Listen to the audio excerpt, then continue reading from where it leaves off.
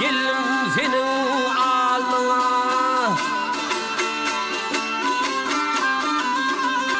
Men bir aşık geldim senin alnına.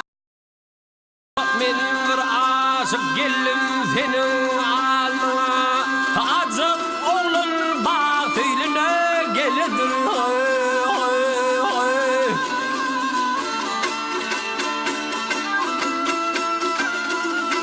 Selver saatin yetiş benim dadıma.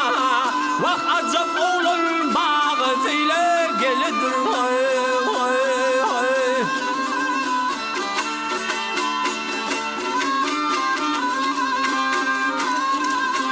Men bir aşık geldim sana sar bilen. Bir avladım bahri bar bilen.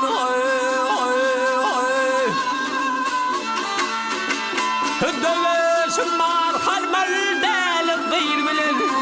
Vah azap oğlun bağıtıyla geledir.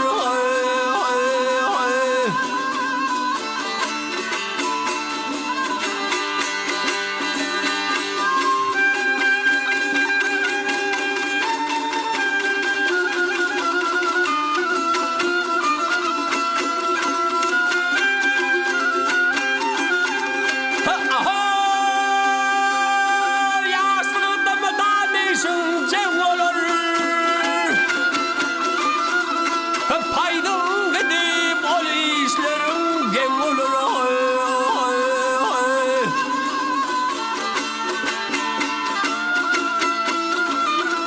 Otu delge çelfam halım ten olur. Vah acap olur bağıtıyla geledir.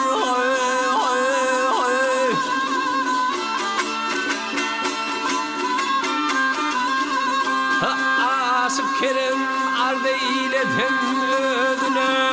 Kurban olun kaç bilir gözüne ya.